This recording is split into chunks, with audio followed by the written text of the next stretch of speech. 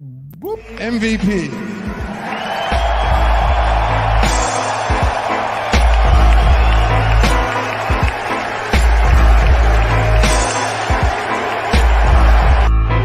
one in the air, left center field, back it goes. Harper, the swing of his life. He never get ahead of himself. As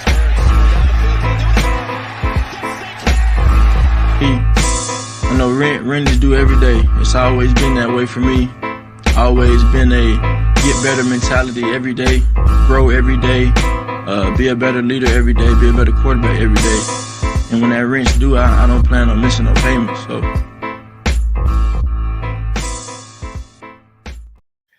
Welcome, ladies and gentlemen, to 3 in the Keystone, episode 78.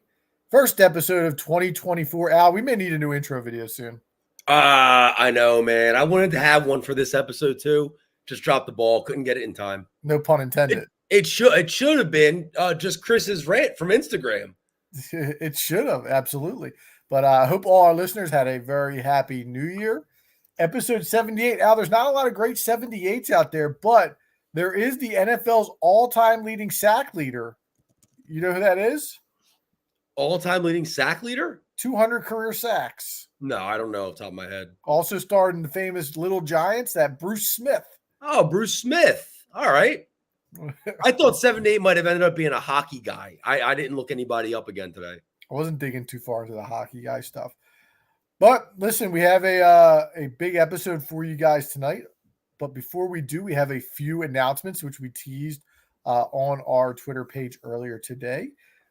First and foremost, we mentioned last week before we signed off that there was going to be a team meeting in the 3 in the Keystone. And we did have one last week. And one of our initiatives is going to be to put more content on our social media pages, specifically Instagram and Twitter. So if you were following us this weekend, you saw that Chris is still an active participant in 3 in the Keystone with his epic rant after the Arizona Cardinals game. So again, if you're a regular listener, it would not only help you because you'll get more content, but it also helps us if you follow us on social media. So you'll see our handles there scrolling across the screen if you're watching, but if not, on Twitter, it's at 3K Podcast. On Instagram, it's at 3K_podcast. And even go ahead and subscribe to the YouTube channel. You can watch us live there. That's just 3 in the Keystone, all spelled out. So again, feel free to search us on there. It's really not hard to find if you don't remember those. But if you're watching us live, you'll see them. They're scrolling right across your thing there. Like I said, it will help us out a lot, and you'll get a lot of extra content because we're really going to push some of those Instagram reels coming up in 2024. Yeah, do yourself a favor. If you're not following us, especially on Instagram, if you missed Guest's rant, he hasn't been with us for, over a month now on the live show, right, Adam? Way over. It's almost 2 months. 2 months, right? Almost 2 months. He almost made up for that time lost in that, what was it, maybe about 60-second rant. Yeah, he was not happy. But listen, we also have bigger news on top of that. We are going to be hosting our first ever contest for our listeners. It's going to be a fantasy football playoff contest, and you could DM us on Twitter or Instagram if you want to get involved. But long story short, we will have a marketing piece out tomorrow. But what you're going to do is you will put together a fantasy football lineup of players available in the upcoming NFL playoffs. But the catch is you can only take a player from one team. So if you want Jalen Hurts as your quarterback, you can't take any other Eagles for the entire postseason. So it's a set it and forget it lineup. Get my drift, Al? Yeah, I got you. I'm with you. I had to read over the rules a couple times. You know, I'm not a fantasy guy anymore. I hear you. $25 entry fee. We're going to be looking to hopefully get upwards of 50, maybe even more than that entry. So there'll be, more than one payout. So if you're interested, send us a DM on Twitter, send us a DM on Instagram, or you can text us if you're old school. $25 entry fee. More details to come tomorrow. Like I said, you'll get the marketing piece. And if you want the rules, we'll have it there. But really excited to get this contest. And if this goes well, it'll be something to look that we try and build on and move forward with. And correct me if I'm wrong, Adam, we're gonna be live. We're all gonna have teams. Myself, you, Chris. So great point. So we're also going to allow multiple entries. So me, you, and Chris will all have our own individual teams, but we're also going to have a 3K podcast team that we're going to draft next week on the air. So we'll give you a spoiler I'm dead money. My team is dead money. So I'm just donating this $25 to the cause. So if you're getting in, you're at least getting my $25 if you come into, top 3 or top 5 or whatever it is that we end up settling on. It says all people who win the March Madness pool every week. Well, which was me last year. Yeah, exactly right. Exactly right. All right, so those were our one other announcement. This is a big announcement before we get to segment 3. Al, you want to talk a little bit about this coming Thursday? So this coming Thursday, I'm very excited to announce that I was able to secure a special guest on the show for a special Thursday night episode. We're going to have former Penn State basketball player and former Delco native from Swarthmore, John Hera. John was a big man on the team who was on the team that got shafted and didn't make the tournament the COVID year when they were ranked. So John currently plays over in Japan as a professional over there. I was able to link up with him on Instagram, and we're going to be doing a show same time Thursday night. It looks like 9 p.m. Eastern. So come join us. We're going to talk D1 hoops. We're going to talk local stuff. It should be a lot of fun. We would love to have you on and get some questions from the live audience. All right, sounds good. So a lot of positive stuff happened here on the 3K contest. Like I said, we have the playoff fantasy football contest. We have the interview with John Hara. We have our social medias popping. Chris is putting on reels over there. Let's get to segment 1. Let's turn this thing down a little bit. I'm just happy. It only took me 17 years to use my degree for what I actually went to Penn State for.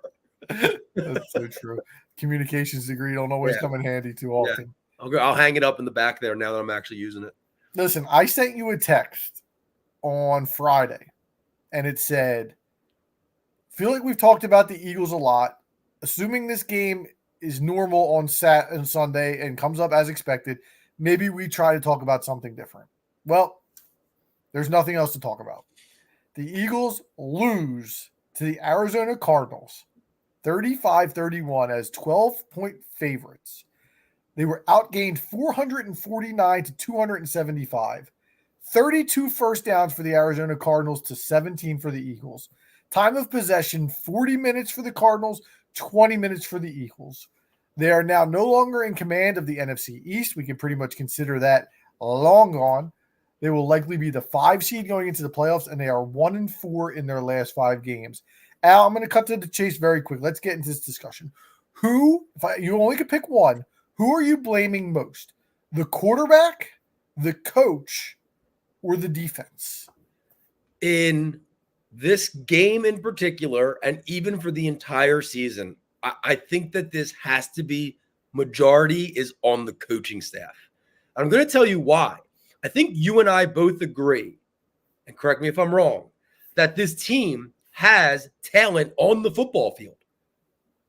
Do you agree with that? Yes. Although I think we may have overrated some of it, but yes. Would you say that this team's talent is being maximized or has been at any point this season? No.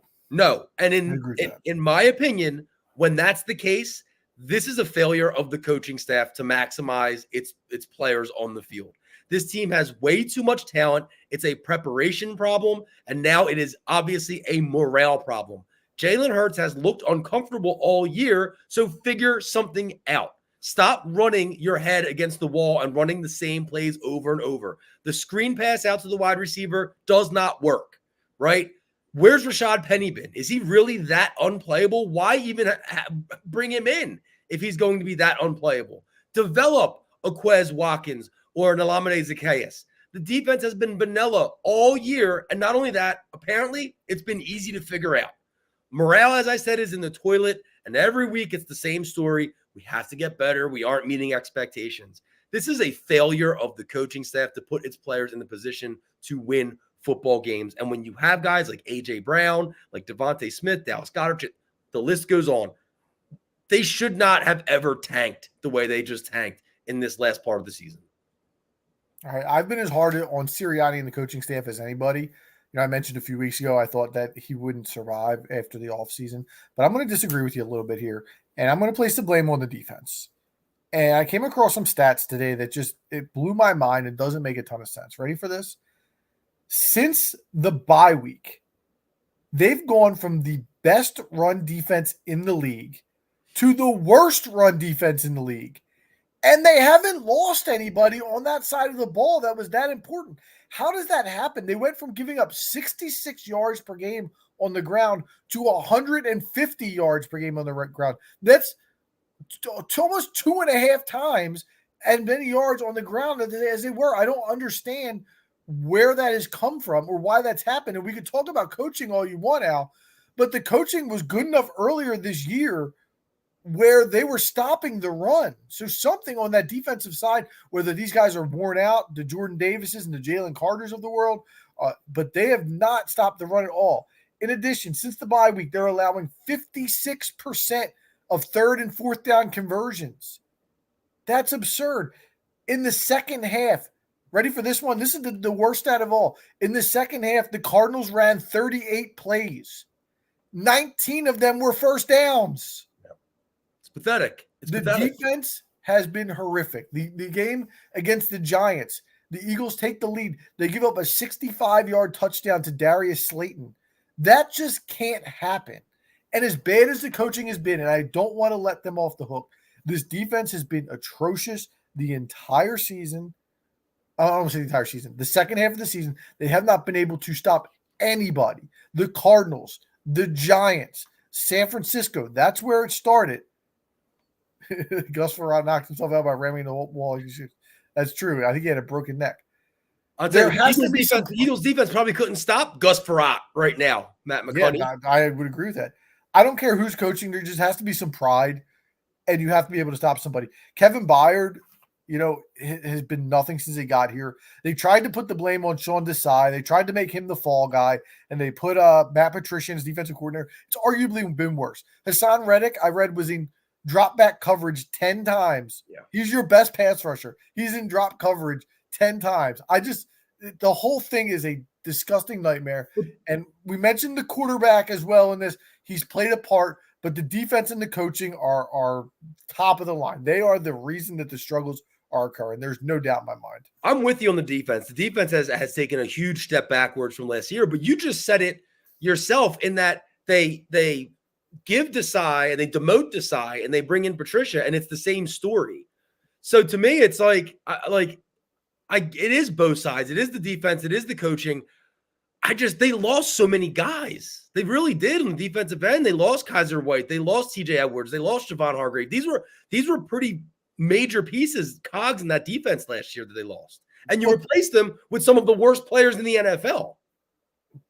But to your point, they weren't that bad earlier this year. Yeah, I agree. I agree with that. But they also weren't playing the same competition that they ended up playing later in the year. Yeah, but the last few games have not been the top of the notch competition. I just want to throw some stats at you randomly, and I want you to guess what game this was in the season. Eagles outgained 382 to 251. Passing yards 306 to 154. Total plays 78 to 61.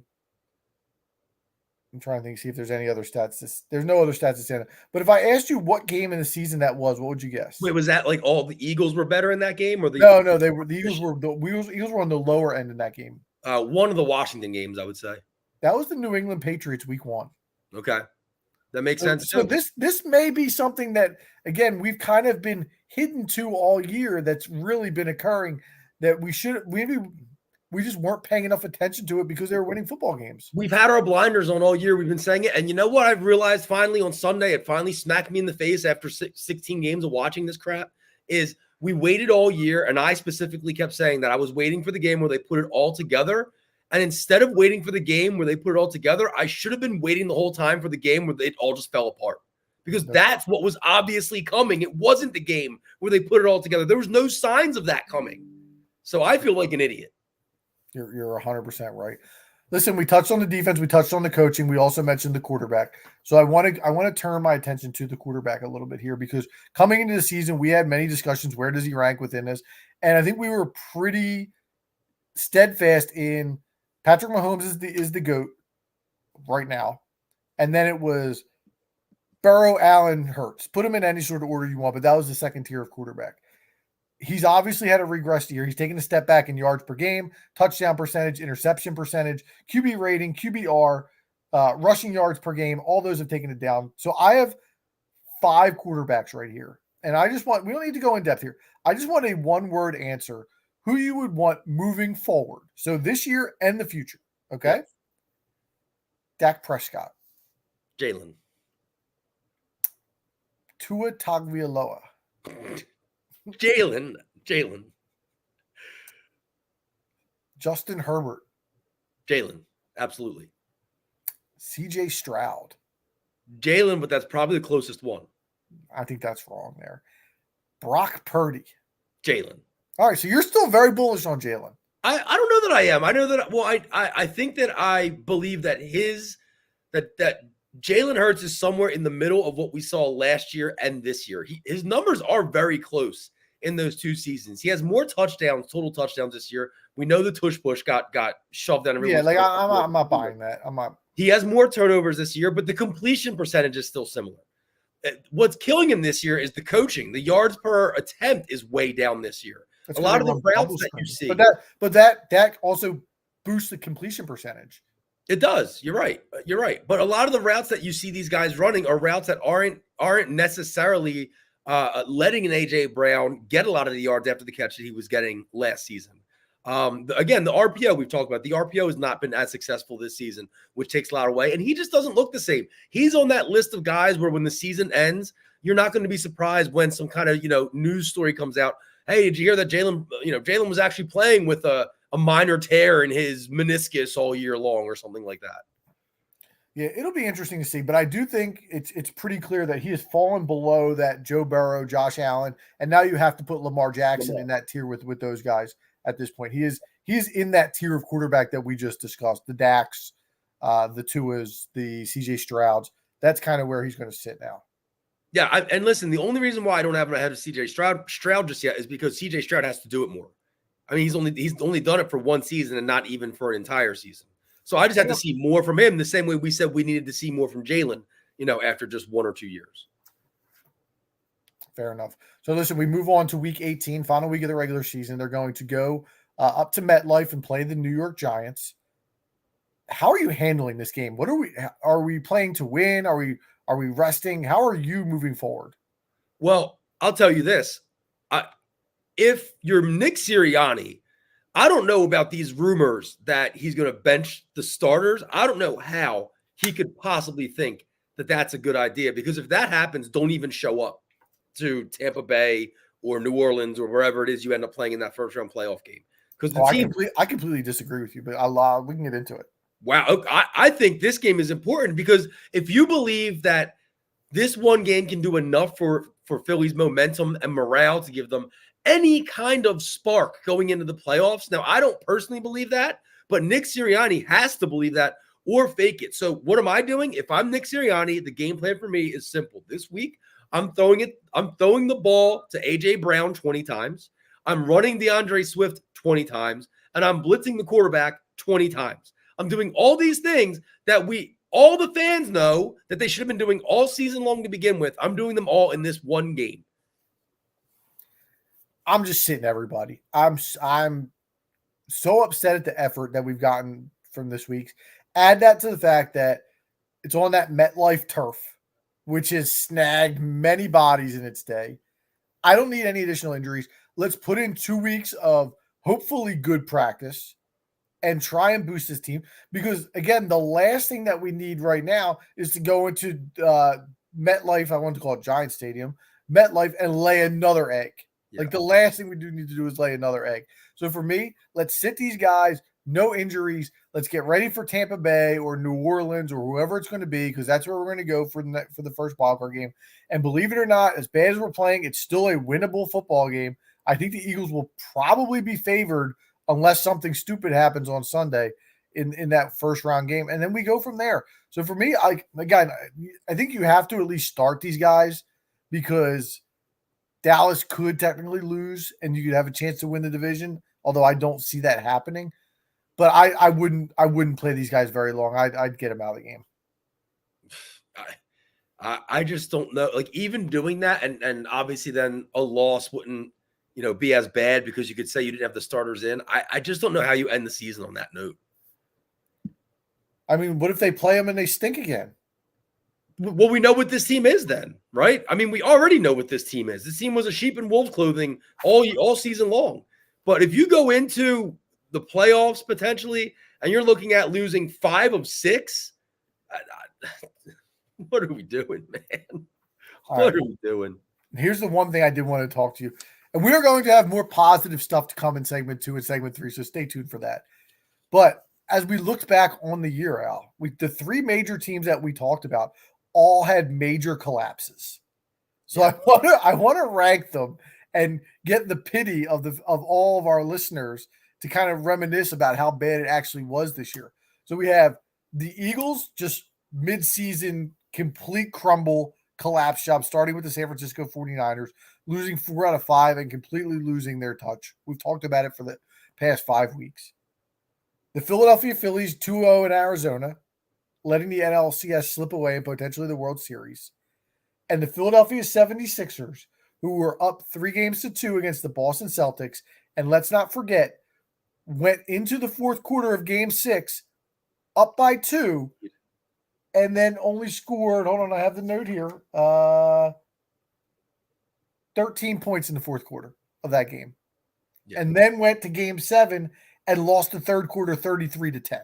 Yeah. So those are your 3 options. Let's rank them as far as, let's go from biggest collapse to the least collapse. All right. You want to start? You want to start with the biggest or the least biggest? The littlest. Let's go littlest first. You changed my mind. Let's go littlest first. All right, we'll go littlest. So I have third is the Eagles. And it's because they're still too far away from winning a title. Things happen, man, in a season. Things happen in a season in any professional sport. And we had talked about it going into that San Fran game where I think we said something like, if they end up losing like 3 or 4 games, then we have bigger problems than we knew. And that's just what happened. This team just had bigger problems than we knew that were just lying beneath the surface, just waiting to explode. And that's what happened. So I think that the Eagles collapse is the smallest because it still was in the middle of the season. It wasn't close to the Super Bowl. So I have the Sixers as the least one. And Matt McConaughey in the chat disagrees. He says they were number 1. But for me, again, when I look at the Sixers collapse, they were still playing the better team in Boston. And I know that we had seen it over and over, and the way they went out was terrible. But we went into that series not thinking we were going to win. We didn't have Joel Embiid for games. I think it was 1 and 2. 1 for sure. No, just game 1. He played in game 2. And I just think that of the 3 teams, Boston, that was the toughest matchup of the 3. So I have the Sixers as the smallest collapse. So we disagree there. So let's go to your number 2. Who do you have at number 2? My number 2 is the Phillies. I have the Phillies also at number 2. Okay, what do you have? What do you have for the Phillies? So for the Phillies, it's just a matter of baseball is a game where it can turn on you in a second. We talked about it when it happened. It's like golf. One bad swing and you could fall off the map. And at the end of the day, the worst teams in baseball still win 40% of their games. And it seemed like a lock after games 1 and 2 that they were going to win that series. But in baseball, it can unravel really quickly, and that's what we saw. And again, sometimes the better team doesn't win in baseball. And that's the difference between football and basketball in series generally. The better team wins. And I know football doesn't have series, but baseball, it's not always like that. You can run into a hot pitcher. You can run into some fluky things that happen on the baseball field. So again, big time collapse. Don't get me wrong, but my number 2. I agree with all of what you said. And I think the Phillies collapse was a lot of self-inflicted collapse. And it was worse because of our attitudes and the players' attitudes. And it's almost that Phillies run and season and postseason especially was almost the exact opposite of this Eagles season, where with the Phillies run, we enjoyed every single little moment almost too much. The Harper and Arcia, the stare down, right? The Spencer Strider stuff. Every time Nicky Bats got on base, everything was a celebration of epic proportions. And it's almost like as Phillies fans, we lost sight of the bigger picture, which was winning the World Series. And then the Eagles are the total opposite, where no one enjoyed anything this season. including the quarterback of the team, because everybody was just looking ahead to the Super Bowl, and that was all we cared about. Yeah, so I hear you on all of those things, and we're on the same page there. But our number ones are going to be different. So you have the Sixers at number one. I have Ern. We're talking about last year, dude. We're talking about Ern in the chat talking about the Sixers score right now. I have the Eagles at number one, and here's why, Al. The Eagles collapse has been going on for a lot longer than those other teams. And sometimes when you get hit by a brick and you only have 2 or 3 days to figure out what's going on, as in the Sixers case, as in the Phillies case, the Eagles have had 5 or 6 weeks to figure out, or even more than that if you go back, what's going on with this team. And they just can't figure it out. Matt McConaughey said the Sixers' effort's terrible. I'll counter that the Eagles' effort's been terrible. Their body language has been poor the entire season. There was the fourth down play last week when they didn't know who to get on the field. Offensively, Sirianni's yelling for Jack Stoll to get on the field, and they're going on and off. They can't get it together, and it's been 5 or 6 weeks of watching this. And I mentioned earlier, football is a sport where the better team wins a lot of the time. And to go out there and play the way they're playing and lose to some of these teams, to lose to the Cardinals. The Cardinals kicked an onside kick. They were trying to give you the game. They said, here, Jonathan Gannon said, take it. We want the higher draft pick. And the Eagles still couldn't do anything about it. That collapse to me, the way this team is folded like a cheap suit, and I understand that the season's not over, but that doesn't matter to me. Like the way that this is unfolded has been a disgrace. I mean, that's well said. I agree with all that. The only thing that I still hang my hat on as far as why it can't be the biggest collapse is just because we weren't close to the finish line. I mean, we watched the Sixers and the Phillies stumble right there. And for the Sixers, I understand that they weren't close to the finish line of hoisting the Larry O'Brien trophy, but they were close to the finish line of finally getting 2 monkeys off their backs at once and making it to the Eastern Conference Finals, and doing so against their arch nemesis right now, the Boston Celtics. And you said it to open up this portion of the segment. Not only were they up 3-2, they were leading going into the fourth quarter of the clinching game at home. But Al, we went from the game after the Buffalo Bills game where in overtime we got the ball and we said we're winning this football game and we are the favorites to win the Super Bowl, to losing to the Arizona Cardinals in 5 weeks and we have no idea how to fix it. I understand that, but like, you're not giving enough credit to the fact that we were the Super Bowl favorites. We were, like, you're saying it's not late enough in the season. It still happened. We were the number one team to beat. We were 10-1. But we were 10-1. But all season long, we still saw those cracks. All season long, we did. We talked about it. You and I especially would sit there and say we can't keep saying a win is a win when you look this bad winning these games. We just keep sweeping it under the rug. But you have the Sixers at 1, and we knew that there were cracks going into the playoffs too. But then they got to the point where the cracks didn't matter. We got to the point where they were I can say that about the Eagles. The cracks didn't matter. They were 10-1. To fall apart in the last 12 minutes of a basketball game where all you need to do is hold on and tie the team you're playing for those last 12 minutes to make it to the Eastern Conference Finals, and you have the MVP of the league. And at the time, we had a James Harden where James Harden and Joel Embiid were playing well together and had one of the most unstoppable, one of the best point-scoring duo in the league, the most productive point-scoring duo in the league. Like that's insane. I think the difference in what our arguments here is I'm giving credit to the fact that it's a hell of a lot harder to stop a collapse in 12 minutes than it is to do it over 5 or 6 weeks. Like, this thing should have been fixed by now. They've had enough time to turn the ship around, and they can't seem to do it. And to me, that's what makes it a bigger collapse. And that's why this season's faults are all in the coaching. It goes back to the coaching. It's just crazy that the city has had 3 really, really big collapses in this past year. And we've had a lot of positive stuff to talk about. So it's crazy that we just can't seem to get over that hump. And you can also throw in the Super Bowl if you wanted to. I wouldn't call that a collapse, but it's like borderline. Yeah. Collapse is not the right word for that loss, but right, because they were underdogs in that game. So I'm fine with that. But they still had a lead at half. Yeah. I'm trying to look up the win probability for the Sixers in that game 6. Like, you know, how it probably roller coastered up and down.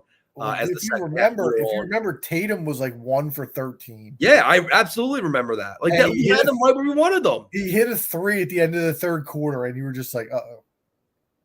You saw it coming. Terrible. All right. I guess we have to predict. Well, you'll see what I think for this week's game. What do you got for Eagles Giants? The Eagles have absolutely no momentum right now, and I wouldn't be surprised at all if they lose this game. I can see a world in which Tyrod Taylor runs all over the starters. I don't need to see bench players to know that the Giants can handle the Eagles right now. So regardless of if I see the starters or the bench players, I'm not predicting an Eagles win. I think the Giants are going to win an ugly game, 20-17. I'm not making a prediction. The Eagles don't show up at all any single week. I'm not showing up. I have no prediction on this game. I don't care what happens. So we're just going to play it out. No prediction from me on this one. I'm tired of giving them. It's fine. They don't deserve it. They don't deserve it. But I will give a prediction for our lock of the week, Al. As we have hit week 18, we've stayed strong. But before we do, I want to let you know 3K Podcast is a proud partner of SeatGeek. Use the promo code 3Keystone for $20 off your first order. Unfortunately, we won't have any Eagles home playoff games to use the code for. But if you want to take a nice trip down south in the middle of winter to Tampa Bay or New Orleans or a city like that, feel free to use SeatGeek. Save $20 off your first order by using the code 3Keystone for your first order. So, all right, Al, let's get to our locks of the week. Before we do that, my SeatGeek deal of the week here. Penn State is back at the Palestra. Did you know that, Adam, on Sunday? I did not. Penn State's back. They're playing Michigan. And right now on SeatGeek, I'm seeing tickets as low as $37. So you know what that means. $20 off. You're in the door for $17.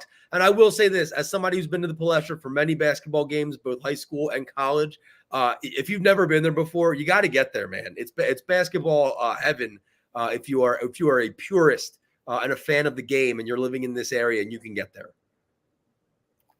Matt McCunney crushed that Jalen Duren offensive rebound prop last week, Roman Catholic alum. I appreciate you following me, Matt. Cam Johnson tonight has already gone over in the third quarter, so we cashed another one. Again, we mentioned earlier, follow us on Twitter. We're giving out free NBA player props, hitting at about 55 or 56% so far on the season, about up over 5 or 6 units, giving them out probably about 5 days a week. So here's what you do. You put $25 on one of Adam's player props. You take that money, you roll it right into our fantasy football contest. It's a free roll. That's what they call a free roll in the industry, Adam. I like the term. Hit us with your lock of the week, Al. My lock of the week is one that the last week of the NFL season, whether it's week 18 or whether it's week 17 in the past, is always a really weird week. And it's hard to tell what's going to happen because you got teams that aren't playing for anything, teams that are benching guys. So you look at the lines, right, which is what you have to do. And whenever you see a team like the Los Angeles Chargers who are just embroiled in turmoil and turnover, and they have a guy named Stick under center, and they're favored against the Kansas City Chiefs because the Chiefs have everything wrapped up and nothing left to play for, it tells me that I got to take the Chargers. So my best bet this week, and I'm looking to go out on a high note here for the season, is the Los Angeles Chargers -3, going against everything I said about only betting good teams. But this week, what are you going to do? Yeah, this is the hardest week in the league because you don't know who's mailing it in. You don't know who's playing hard. I'm going to go with 2 teams who are out of it. But there's one team that I think has really impressed me the second half of the season with how hard they've played, and that's the Las Vegas Raiders. Ever since they fired Josh McDaniels, that defense has been really, really good. They fell this week to the Colts on the road, but they've 1 game left, and they are laying 2.5 points at home against Denver. You want to talk about a team mailing it in? They pretty much benched their quarterback because they didn't want to pay him. Not sure what kind of message that's sending to their players. That's crazy. I got to imagine that those players are ready to pack it in for the season, given the message the coaching staff has given them. So I'm going to take Las Vegas -2.5. Got to go 3-2 this week out to finish 500 on the season. So hopefully maybe 4-1 to finish over. So again, follow our picks on Twitter. You'll see it scrolling across the screen there. All the follows help. So follow us on Twitter for our picks. I'm on Vegas, and Al, you are on the Chargers. Couple AFC West bottom dwellers. I was going to sing that Chris Berman song, but they're not San Diego anymore. I can't do it. San Diego Superchargers. San Diego Chargers. All right, enough of that. All right, listen, we got the negativity out. We wanted to change it up, make everybody feel a little bit better inside. and we were talking about the year that was in 2023, Al. We thought it would be a good idea just to go through and reminisce on some of the better moments that we had in the city in 2023. So this is going to be a little bit of a 2023 recap, but we're just going to quickly go through some of the moments that we have. And Al, I did mine chronologically, so maybe I'll rattle off one, you rattle off one, and we'll just shoot through them here. Go ahead, because I did not do it chronologically, but will you continue to sing as it looks like we're being requested to do in the chat? I'm a little self-conscious. You just did. I know, but I'm a little self-conscious of my singing voice. I don't want to do it for too long. We said we needed a new intro, so I might have to clip that little Cindy and go superchargers. That may we're gonna do predictions for segment 3. I have a prediction that might become of that if you do that. Oh, okay. All right, so I'm gonna start off the Eagles playoff wins versus the Giants and the 49ers last year. The Eagles went into the playoffs. We hadn't seen Jalen Hurts, play in a playoff game. Oh, actually, we had. He didn't play well against Tampa Bay the year before. The way they dominated both of those games, they went into that Giants game, it was over in 5 minutes, was just absolutely fantastic. And then the San Francisco game, knocking Purdy out, watching San Francisco whine for over a year pretty much until they got on our ass the other few weeks ago. Those were two just really, really good wins for the city. Led us to the Super Bowl, which was obviously exciting, a little bit of a letdown. But those two playoff wins were awesome. Yeah, that was the only thing I had for the Eagles. I probably could have had other things, but my mind was in a lot of other different places, which I guess it says a good thing about Philly sports this last year, even though, as we said, we didn't seal the deal with any championships. But no, that's a great place to start, Adam. And if we're going chronologically, I believe this would be chronological order. And I have Joel Embiid sealing the MVP with his 47 points in the win over Denver. I think that was in January. Yep, that's my next one on there. That was a Saturday game. It was actually a game that Chris had very generously gifted his season tickets to my son Jackson and me. So we were there live for that game, got to see that game in person. An electric atmosphere, a playoff atmosphere, and you didn't need some bogus in-season tournament to get that playoff atmosphere. Just a great game, and again, it sealed the MVP, I believe, for Joel Embiid. Yeah, I had that next on my list. That game was awesome because the whole world was looking forward to it. It was Saturday afternoon, national TV, 3:30, and Joel just took it to Nikola Jokic. Nikola gets the last laugh, obviously, with the title, but in that moment, Joel Embiid was the best player in the NBA. Yeah, and just to add on to that too, I have a couple other high spots for Joel last season: the 52 in the game against Boston, and then obviously winning the MVP award. Yeah, okay. So I had MVP is next chronologically. So then, if I continue to go chronologically, I have my other Eagles one on here. Al, I have Eagles draft Jalen Carter. Yeah, The Eagles obviously steal a first-round draft pick by moving around trading with Howie Roseman. Jalen Carter just falls to them. I think it was number 10 pick, number 8. When was 9? Ninth pick. Seems to be. I mean, I think he's minus 20,000 to win Defensive Rookie of the Year. Last I checked, he should be a stalwart in this defense for years to come. I know he's kind of faded as the season has gone on, but that's a huge win for the Eagles franchise. Yep, absolutely. Couldn't agree more. So my next one is baseball related. Obviously, if we're going in chronological order, I have Harper returning early from injury on May 2nd. That's a good one. I didn't have that one on there. I forgot. That's a good one. Yeah, huge boost to the team, to the morale, to the city. I mean, you didn't know what was going to happen. Tommy John surgery, back in the day, that was your old tear and ACL. That was like a death sentence for some of these guys. So for him to come back in less than a year, and insert himself back into the lineup, obviously, even though there was a little bit of a power outage for a lot of the season, I think it was still just what the doctor ordered and just what the Philadelphia Phillies fans needed at that point in the season. Because if I'm not mistaken, that's when we were kind of floundering a bit too in May. Absolutely. Bryce is a warrior, man. He embodies the city. There's some moments that'll come up from him, obviously, in the playoffs where he's just led this team. A shot in the arm, Ernie says in the chat. I couldn't agree more, Ern. It was kind of the spark that led us. Again, even though he didn't really produce a ton early on, power-wise, for sure. All right, if I keep going chronologically, this one's going to be a little bit tough to swallow. James Harden's games 1 and 5 against the Celtics. Yeah, game one especially. Game 1, Sixers go into Boston. Joel Embiid not playing with a knee injury, goes for 40 plus, bangs the game-winning 3 in Al Horford's grill, and gives us hope. Then goes on to do the same thing in Game 5, goes to overtime, hits the corner 3 to seal that one, and just 2 absolute monster performances from James Harden in the playoffs. And those are the only 2 good ones you got in that series. But those were huge, and they were awesome, awesome moments. Yo, which game was the Paul Reed free throws game? Was that one? No. Yes, Game 1. Yes. It was one, wasn't it? Yeah, Game 1. Yeah. Paul Reed, ice cold, dude. Yeah, that was another great moment. Ice cold. That's my guy. Yeah, so listen, Harden wasn't great for much, but those 2 games, he was fantastic. All right, next on my list, I have Trey Turner turning his season around after the standing ovation. Okay, I have that on my list as well. Weird moment when it happened.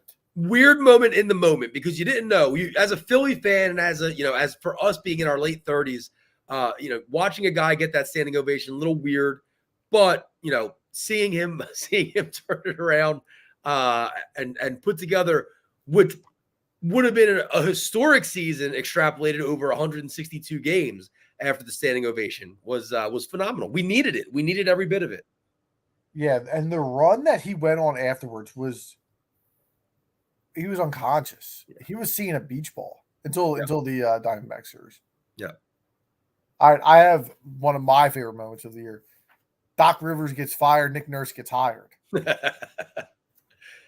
If you can't see the dividends of what that did already this season with this basketball team, then you're blind, because Doc Rivers was a terrible, terrible basketball coach.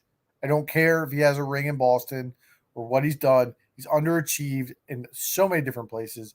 And him leaving the Sixers has given them this energy and life that you can see that they play with on a nightly basis. And Nick Nurse has been the perfect guy to cultivate that. We just need to see it in the playoffs now. All right. So I guess next it's a kind of a double up on the Phillies. It's the Phillies beating the Atlanta Braves once again in the playoffs, and then Nicky Batts' NLCS run where he hits 4 home runs. I'm sorry, in the NLDS. NLDS run where he hits the 4 home runs. I got confused there for a second with the wild card, the pre-wild card, and the divisional.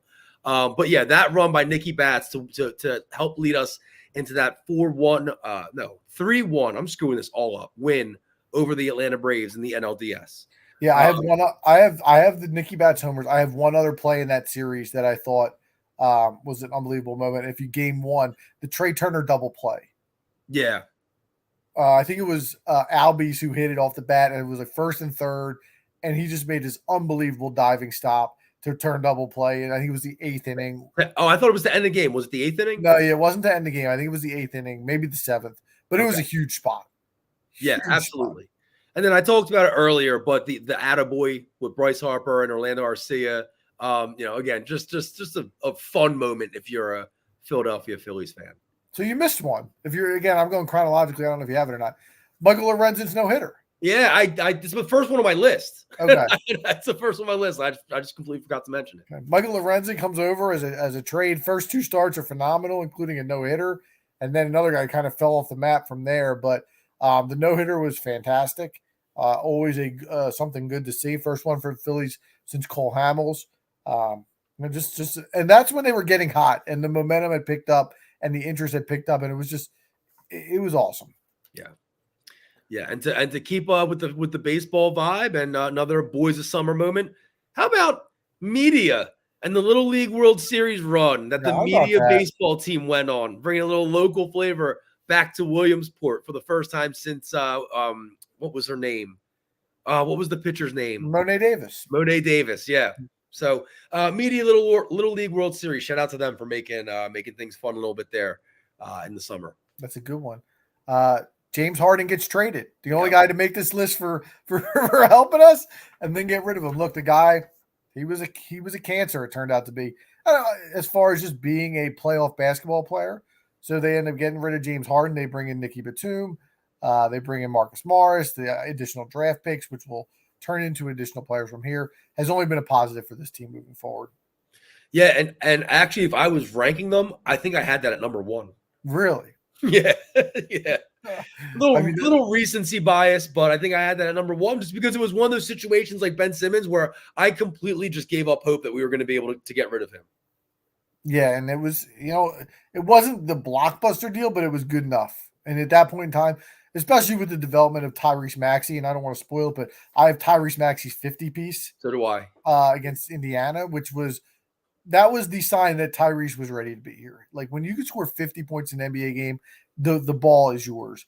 And James Harden being dealt meant that Tyrese Maxey was going to step into this role as the guy in the future. So all those things kind of coincide with each other in regards to the future. Same thing with Nick Nurse as he's unlocked Tyrese a little bit. Yeah, that's my whole list. That was the only thing I had left was Maxey's 50 piece and arrival into the NBA, into the upper echelon of the guards in the NBA. Okay, I have 2 more that I'll throw out there. Bryson Stott's grand slam against the Marlins. Yep. In the wild card round that sealed it. And then the first 2 games against the Diamondbacks. It hurts to say that, but the first 2 games against the Diamondbacks were just a complete shell. We shelled them all over the place, hitting homers. Schwarber's bombing it all over the yard. Castellanos hit 2 more homers.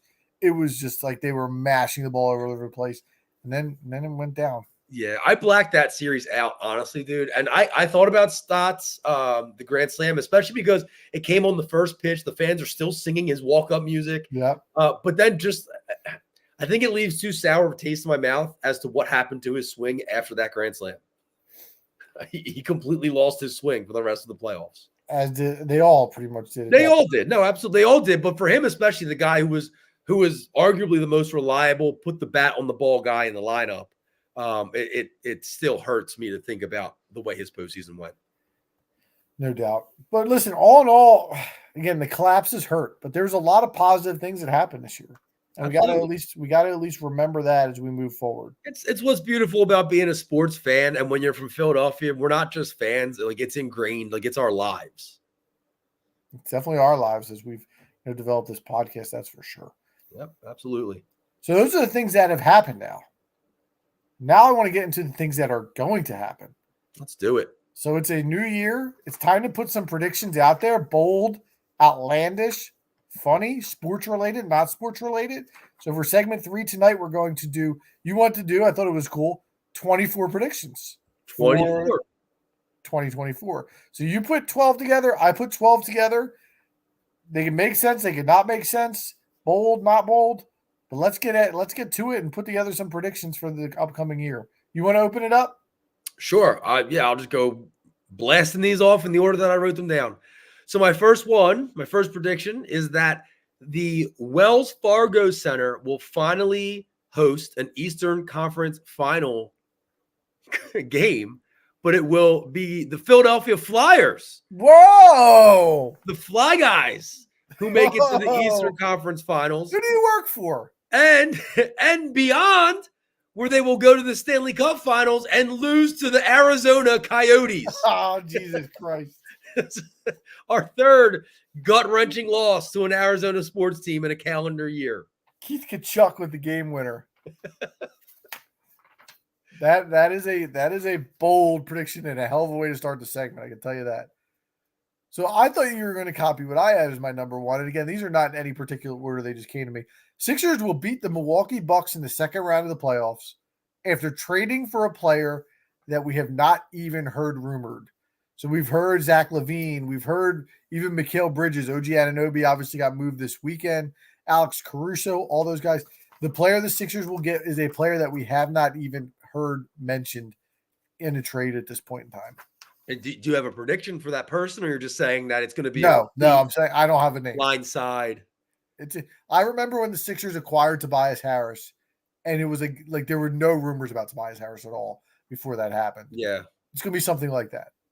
So I have a very similar prediction then, and I'll just go ahead and say it. I also have the Sixers will find a way. I have the actual person. I said they're going to find a way to trade for Pascal Siakam, and they're going to reunite him with his old coach, Nick Nurse. And it's going to be enough to get them into the Eastern Conference Finals. And then I put ... and beyond ? Okay. Well, listen, let's hope so. Listen, I have a question for Ernie Ivanone in the chat.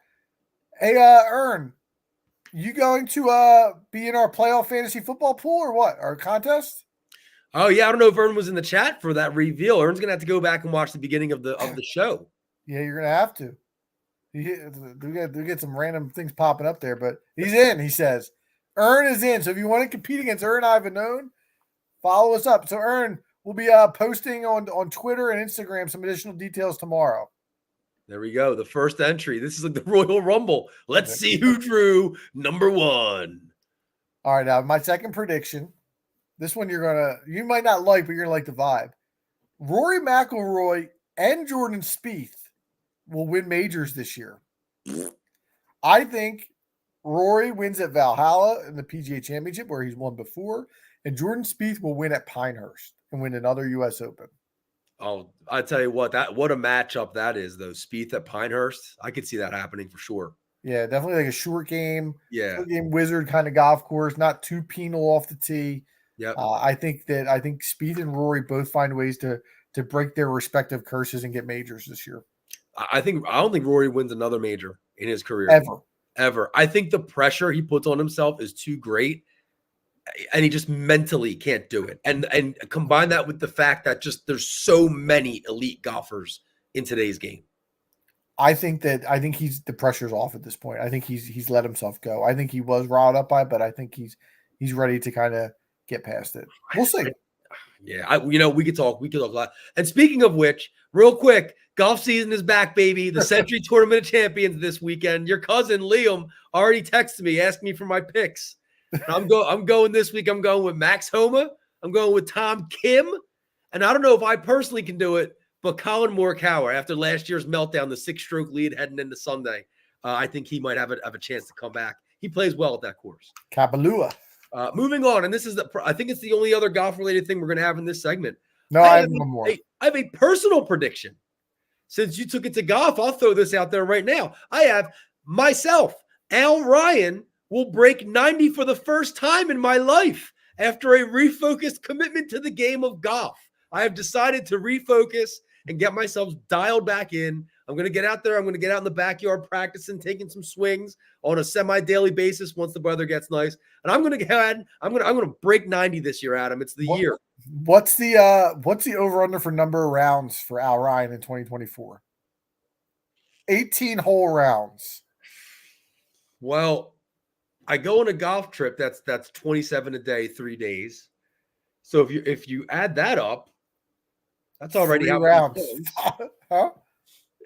I'm going to say the over-under, let's set it at 12.5. You got 12 and a half chances. 12.5. But I'm taking the over on that. Okay. Listen, I love to hear that. You know me. Yeah. We can get out together. We'll see. Like golfing and putt, Al. No, not putt, Ern. Not putt. Poot. I have number 3. I think the Phillies will somewhat disappoint, winning 86 games and losing in the wild card round.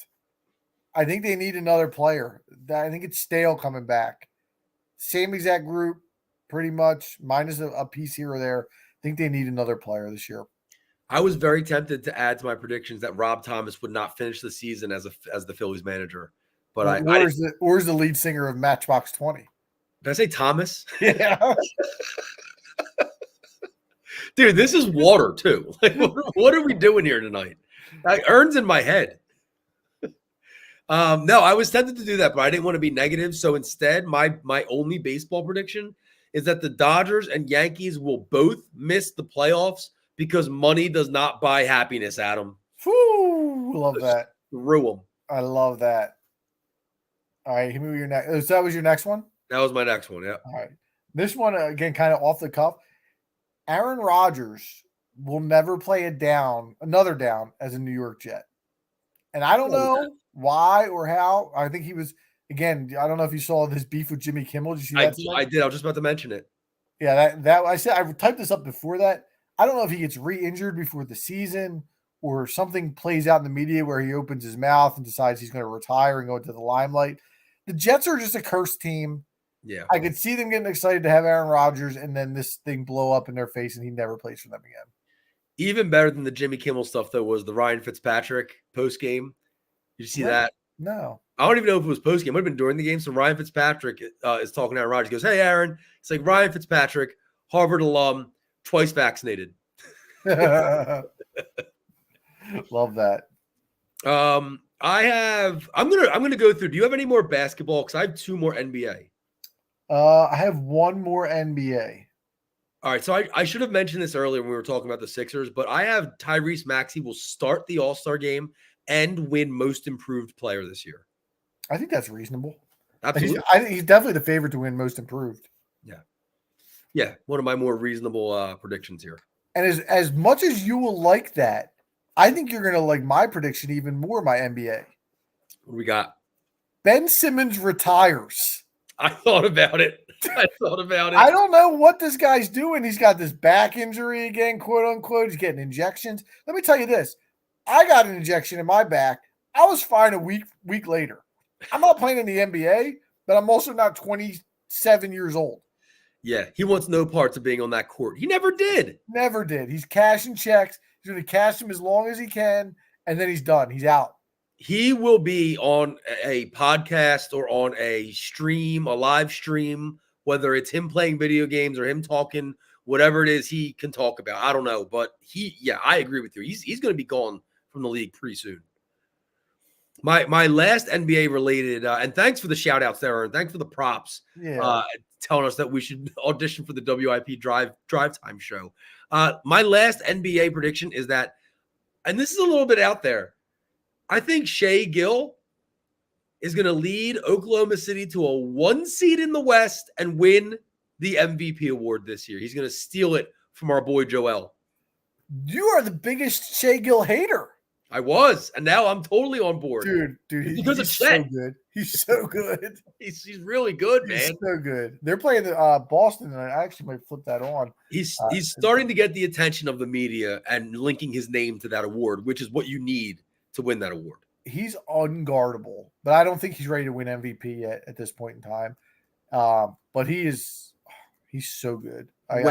When the day comes where he adds the 3-point shot, he's going to be unstoppable. Yeah, there's no question. They're actually up 20 on the Celtics with 7 minutes to go in the fourth quarter. I'll have to check his stat line while we're out here. I have an Eagles prediction. I know we talked a ton about the Eagles, so I don't really want to do this too much. Nick Sirianni survives the season, but is fired before the end of next season while the team continues to underachieve. And Howie Roseman is also dismissed after next season. I don't know that I have it in me to come onto this show week after week and be as negative as we have been these last 5 weeks for now, like an entire football season next season. I don't think I have it in me. I hope we don't have to. I was so worn down after that Cardinals game, dude. Like I don't think I can do it. It's tough.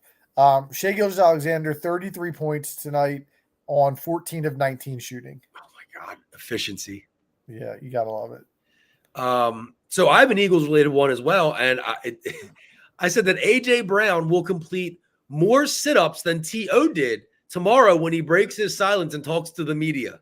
He's going to be in his driveway doing sit-ups just like T.O. Do you think, like,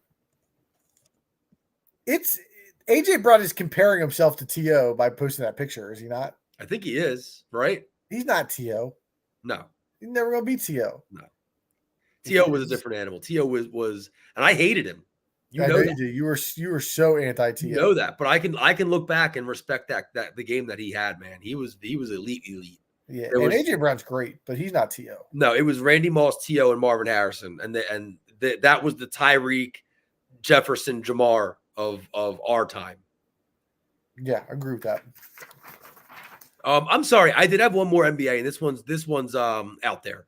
Okay. I have that the Detroit Pistons will make some unprecedented moves this season. They're going to sign Dwight Howard, John Wall, Isaiah Thomas, Michael Beasley, and DeMarcus Cousins, and then go on to lose every game for the rest of the season. And if you don't know what I'm talking about, I'm making a reference to Dwight Howard's post online where he posted on his social media to sign himself and all of those guys if you're the Detroit Pistons and they'll make the playoffs. Oh, I did not see that post. Oh yeah, there was more. There was like 6 other. He had a whole bench roster. He had an entire roster, dude, on the post. I think he just signed somewhere else random foreign late today. He did. I think he signed in like India or something. Good for him. Remember he was on the Sixers? He got teed up like every night. Yeah, dude, he stunk. All right, I got another golf one. Jay Monahan will have to step down as commissioner of the PGA Tour by mid-season amid not being able to reach an agreement with the PIF. I think the new owners, what's that group called that's taking over the PGA Tour? They're led by a bunch of sports owners. Yeah, I know what you're talking about. I think they're going to force Jay out. Not that anybody cares about that other than me and you. Yeah, but I hope so. I hope it happens. Fair. I have one more NFL. I have the NFL. Roger Goodell, his no fun loving ass, will ban the tush push this offseason and also go on to ban the Kelly Green uniforms. He will forbid players from making Christmas albums. He will ban team chants where the team name is spelled out. And he will also put a limit on how many players from Georgia you can have on your roster at any given time. I wonder who that's targeting. But in all seriousness, it will be absolutely ridiculous if they ban the tush push. I just don't know what the grounds will be for that. Like, what will be the explanation for doing that? I think the fact that the Eagles have completely fallen apart has taken a lot of the momentum away from banning the tush push. I do agree with that. All right, I've got one football, one baseball, and then I have 3 podcast ones left. Okay, I have one football, one other, and one high school sports. Okay, I'll go baseball. I'll go stay local. Bryce Harper has his first 40 home run season as a Philadelphia Philly. I love it. I think he's due. He's 35 is his career high. He's hit it twice. Obviously, he's had some injury issues to not let him get there. I think this is the year Bryce hits 40 for the Philadelphia Phillies. Yeah, I love it. Full season, full strength, DH all year. I see no reason why he can't get those numbers. So I have I guess we'll say local. So my high school one is local. And I made this prediction before one of the results tonight in tonight's game. Archbishop Carroll will make its return to the Palestra this year as they will advance to the semifinals of the Catholic League. Despite getting their doors blown off by Newman Goretti tonight at home by a score of 84-57. Oof. What's Carroll's record? I haven't followed them. Well, the Catholic League started play tonight, so they only had 2 losses heading into tonight, non-league play, but this was their league opener.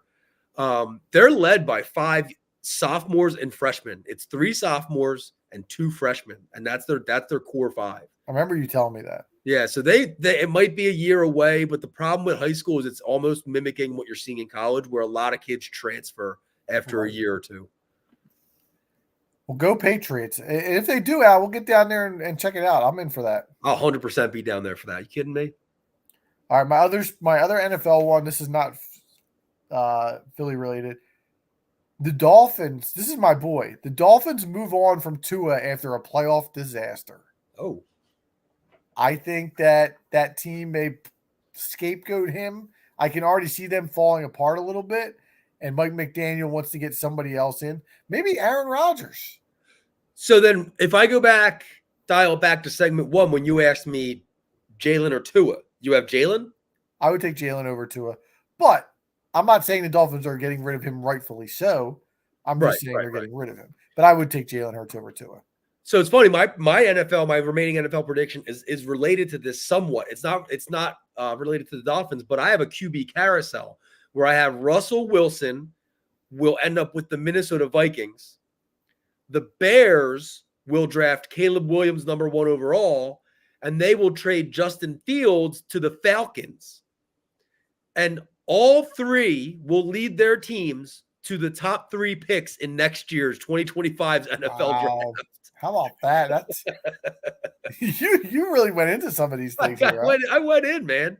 I like that. I only have 3 left, and they're all podcast related. Yeah, my last one is pod related as well. All right, I'll go the most basic one. I have Chris returns to the podcast before February. I was going to do that, but then I was going to do before 88 in honor of Marvin Harrison. Episode 88. Yeah.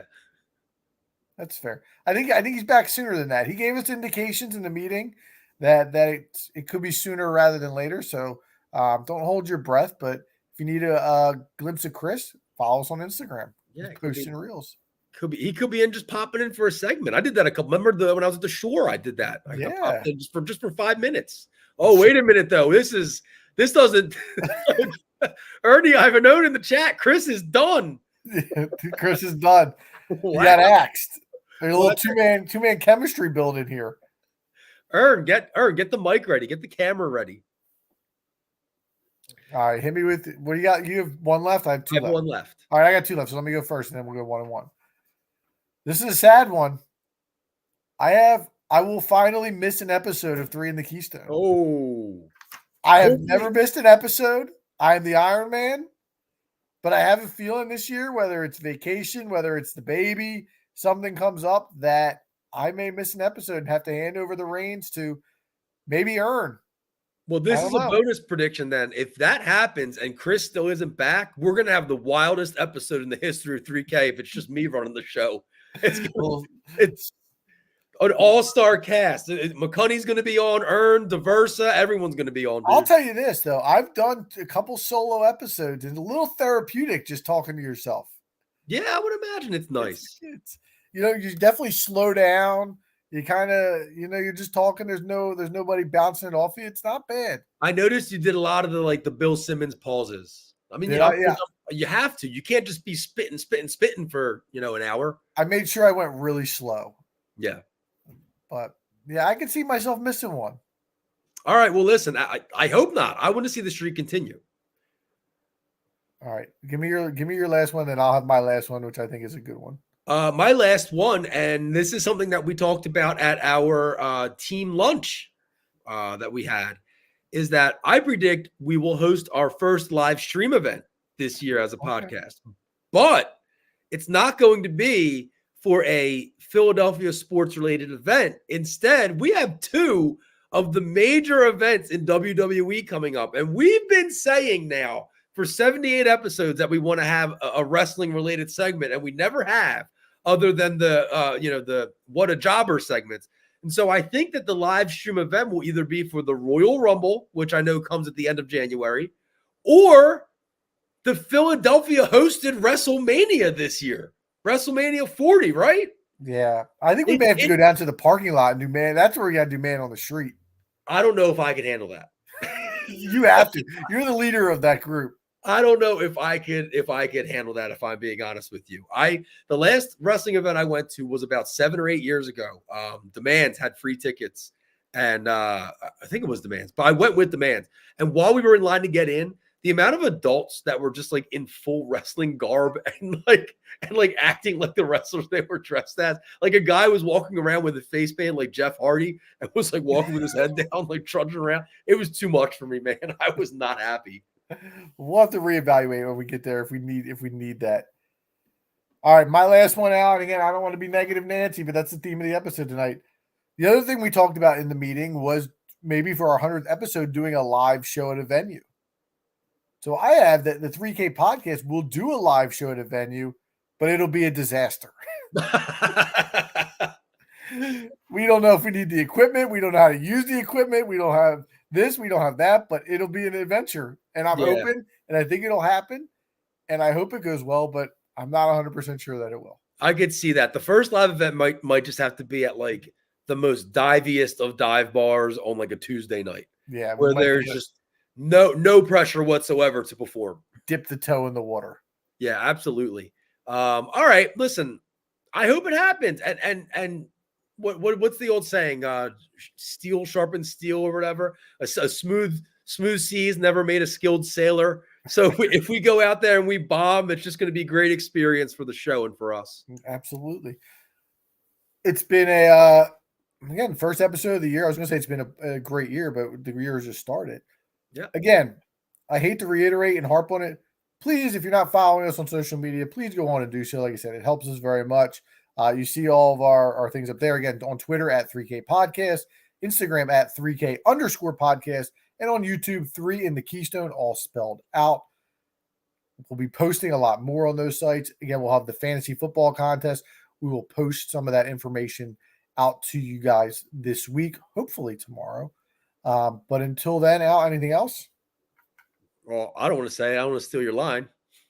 Let's drop that beat.